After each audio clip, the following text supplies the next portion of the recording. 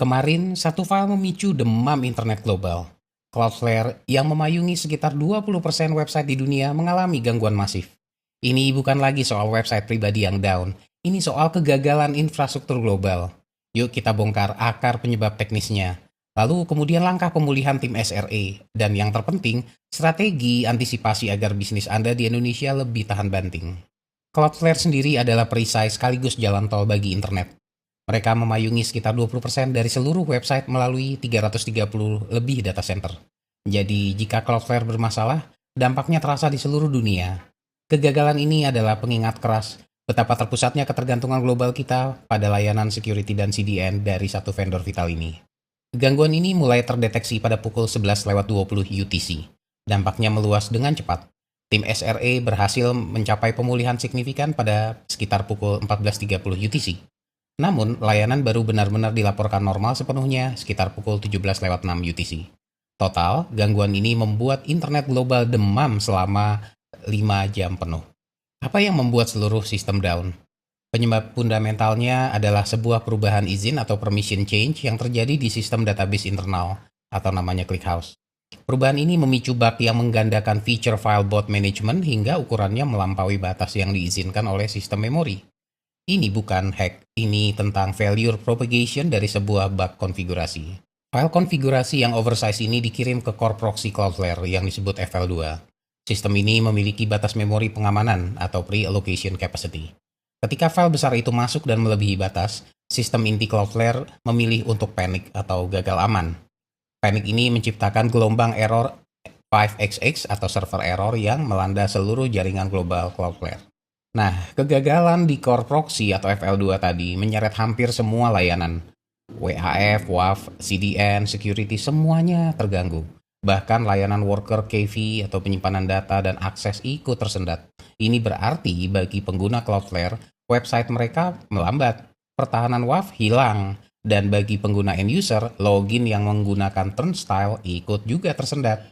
Awal insiden, banyak yang mengira ini adalah serangan DDoS yang masif. Cloudflare segera mengklarifikasi, ini adalah murni bug internal. Bahkan status page resmi mereka sempat ikutan error karena menggunakan infrastruktur yang sama. Ini menunjukkan bahwa sistem monitoring juga harus diuji untuk skenario kegagalan total. Di sisi lain, kecepatan respon Cloudflare patut kita acungkan jempol. Tes otomatis mendeteksi masalah pada 11:31 UTC.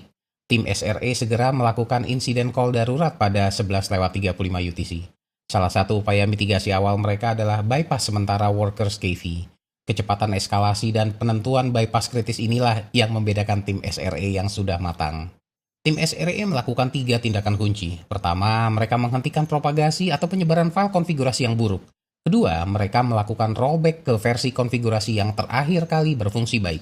Ketiga, mereka melakukan restart paksa pada core proxy di seluruh jaringan.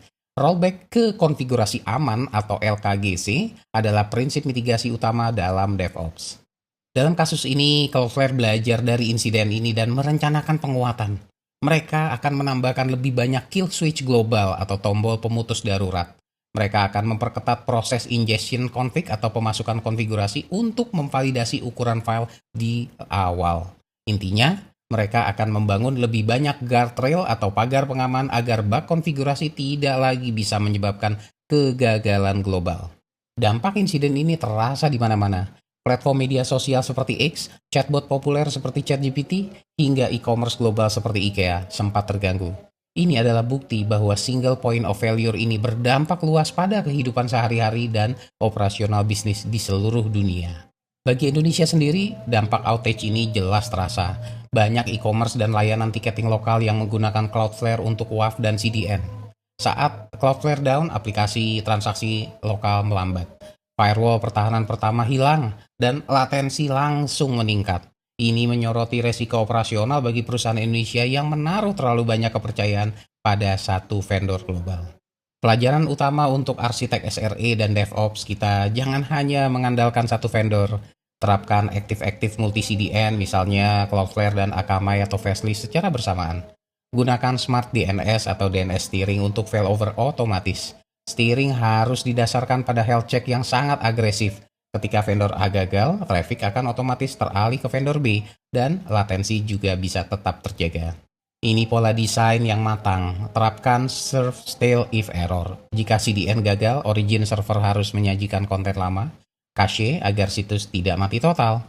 Gunakan circuit breaker atau secret otomatis di kode Anda untuk memutus ketergantungan pada komponen yang gagal.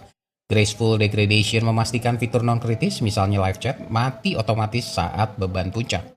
Sehingga fitur utama, misalnya checkout, tetap bisa berjalan. Pelajaran terakhir adalah persiapan tim.